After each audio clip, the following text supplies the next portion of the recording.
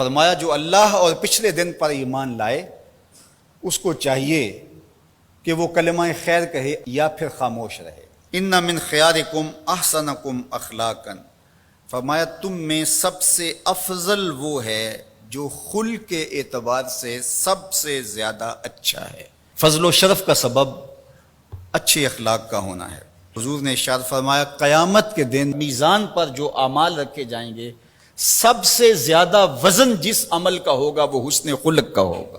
اور اللہ تعالیٰ جل شانہ جو ہے وہ دشمنی رکھتا ہے فحش گو سے اور بیہودہ گو سے۔ اللہ اکبر۔ فرمایا کہ اہل ایمان میں کامل ترین مومن وہ ہے جو حسن اخلاق کا پیکر ہے۔ تو میں آپ سے یہ کہوں گا کہ اپنی زبان کو، اپنے خیالات کو، اپنی سوچوں کو ہمیشہ آپ پاکیزہ رکھنے کی کوشش کریں۔ ظاہر ہے اس زندگی میں رہتے ہوئے سارے لوگ آپ سے متفق نہیں ہوں گے۔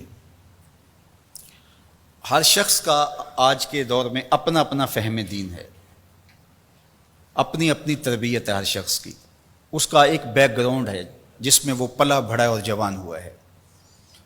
اور بہت سارے لوگوں کا مزاج دین پر غالب آ جاتا ہے، تو طبائع کی وجہ سے، بیک گراؤنڈ کی وجہ سے کچھ معروضی حالات ہوتے ہیں، کچھ بعض کا لوگ بیچارے گھریلو ٹینشنوں کا، پریشانی کا شکار ہوتے ہیں، بہت ساری وجوہات ہوتی ہیں، تو پھر وہ آپ سے متفق نہیں ہوتے ہیں۔ تو اس کا مطلب یہ نہیں ہے کہ جو اس کا رویہ اور لہجہ ہے آپ وہ رویہ اور لہجہ اختیار کرنا شروع کر دیں، قطعاً نہیں کریں گے۔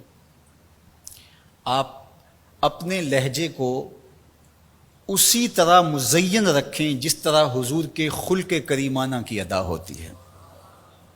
کبھی بھی اپنی زبان کو بگڑنے نہ دیں۔ گالی گلوچ اور سب و شتم یہ تو کبھی سوچنا بھی نہ، رد عمل کے طور پر یا عمل کی صورت کے اندر۔ عمل کی صورت میں تو بہت برا ہے، لیکن رد عمل کی صورت کے اندر بھی اس کی اجازت نہیں ہونی چاہیے کہ کوئی شخص آپ کے لیے کوئی ایسا لفظ استعمال کر رہا ہے تو آپ اس کے مقابلے کے اندر اس طرح کی زبان اختیار کرنے لگ جائیں۔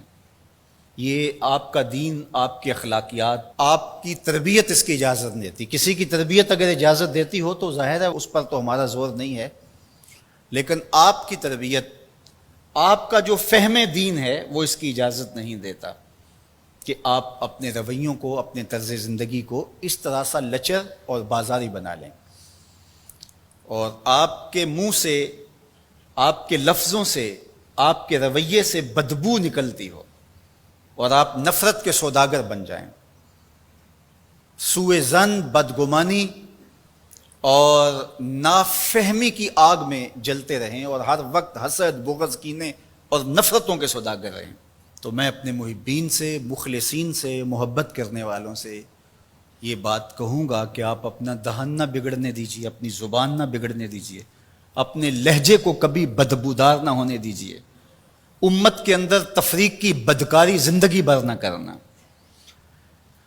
اگر کوئی شخص میرے طریقہ کار سے متفق نہیں ہے، جو میں طرز تبلیغ رکھتا ہوں، جو انداز تربیت رکھتا ہوں، بہت سارے لوگ اس سے متفق نہیں ہیں، تو آج تک میرا یہ زور نہیں رہا کہ لوگ اسی طریق پہ آئیں سارا زمانہ جس طریق پہ میں ہوں۔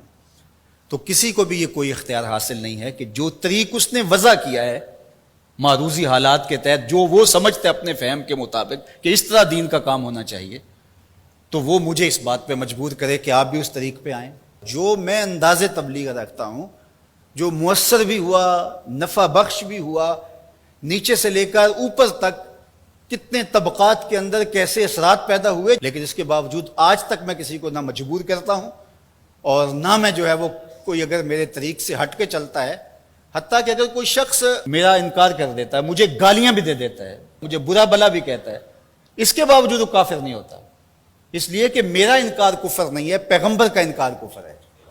بات سمجھ آ رہی نا بات کی؟ تو اس لیے ہم بندے اور امتی بن کے رہنا ہے، اسی میں بھلائی ہے۔